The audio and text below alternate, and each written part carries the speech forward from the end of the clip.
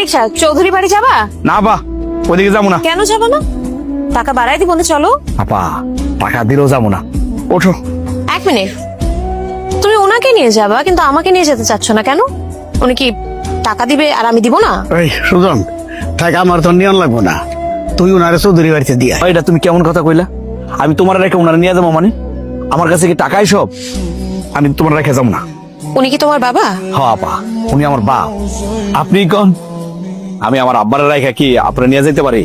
আমি তো জানি আপনারা নিয়ে গেলে আমি টাকা পাবো, কিন্তু টাকাই কি জীবনের সব? কোন? সেটাই তো, পৃথিবীর সবকিছুর উপরে বাবা। আমার না অবাক লাগছে, মানে তুমি একজন রিক্সাওয়ালা হয়ে তোমার বাবার প্রতি এত সম্মান। মাজননী, আপনার বাবার নাম কি শাহজাহান চৌধুরী? জি, আপনি ওনাকে চেনেন? চিনুম না কে, ওই একই স্কুলে পড়ালেখা করছি তো ছোটবেলায়। তারপরে এমনি চা খাওয়ার সময় মাঝে মধ্যে দেখা হয়। আপনারা ঢাকা থাকেন তাই চিনতে পারি নাই। আব্বা, এই পরিচয় হইয়া কেমন হয়ে গেল না? এখন তো ওনারা রেখে যাওয়া যাবে। হ্যাঁ, তাই তো দেখতেছি। মাজননী, আপনার যদি কোনো আপত্তি না থাকে তাহলে আপনি আমার সাথে যাই পারেন। আমার বাড়িতে নামিয়ে দিয়ে তারপর আপনার চৌধুরী বাড়িতে নামাই দিয়ে কোনে। আমার কোনো সমস্যা নেই। তোমাকে দেখলে আমার খুব আফসোস হয়। কি করলে তুমি এই জীবনে বলো তো? আমি আবার কি করছি চৌধুরী সাহেব?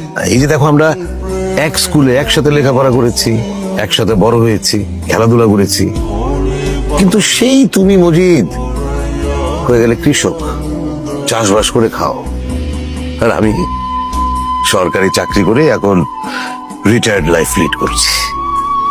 হ্যাঁ, ঠিকই কইছেন চৌধুরী সাহেব। আসলে আমি তো অমনোযোগী আছিলাম, ছাত্র হিসেবে ভালো আছিলাম না। তারপর ধরেন সংসারের অভাব অনটন, সেই জন্য লেখাপড়াটার হয় নাই।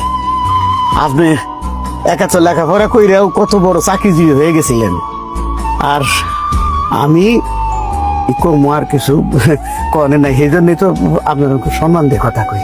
হ্যাঁ, তোমার এই বিষয়টা আমার খুব ভালো লাগে। তুমি যোগ্য লোককে যোগ্য সম্মান করতে পারো, ভেরি গুড। কিন্তু আফসোস, তুমি তোমার ছেলেটাকে প্রতিষ্ঠিত করতে পারলে না। আসলে ঠিকই কইছেন চৌধুরী সাহেব, চাষা ভুষার ঘরে তো কোনো চাকরিজীবী হয় না। উভয় গতিকে দুই একটা যাও হয়, সেটা তো মানে আমার ছেলের দিয়ে আশা করা যায় না। আমি যেমন মূর্খ, লেখাপড়া করি নাই, আমার ছেলেরা লেখাপড়া করে নাই, করিয়া পারি নাই। বেকার এখন থাকে কেমনে, তাই রিক্সা চালায় এখন। আর আমার দুই ছেলের খবর জানো? তারা ঢাকা শহরে বিজনেস করে রাজপ্রাসাদের মতো দুটো বাড়ি কিনেছে। সুমি, আমা দেও কত বাজার লইছি। ভাইয়া, আজকে এত বাজার লয়ে আইছো? রে, মনটা তো চাই পুরা বাজারটারে মাথায় তুলে লই আই, পারি না রে, সাধ্য তো কুলায় না। আম্মা, আজকে ইলিশ মাছ আনার খুব ইচ্ছা আছিল। ইলিশ মাছের যে দাম, পারি নাই, এলাকা গরিবের ইলিশ সিলভার লই আইছি। ও বাজার, আমি কি তোমার একবারও কইছি যে আমি ইলিশ মাছ খামো? তুমি এই বয়সে যে সংসারের হাল ধরছো বাবা, এটাই কিছু আমাদের কাছে অনেক বেশি। কিছু তুমি যে মাছটা নিয়ে আসছো না, এইটাই আমার কাছে ইলিশ মাছ বাজার। হ্যাঁ, কথায় কথায় কান্দো কে? বাজারে লয়ে যা। এ কি জাম্মা, তুমি কান্দাছো কেন?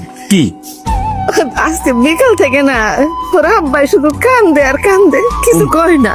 আব্বা কান্দাকাটি করতেছে? কই, তুমি তো আমার একটা ফোন দেওয়া জানাইলে না। আব্বা কই? ওই তো ওই পাশে বেঞ্চিতে বয়া রয়েছে।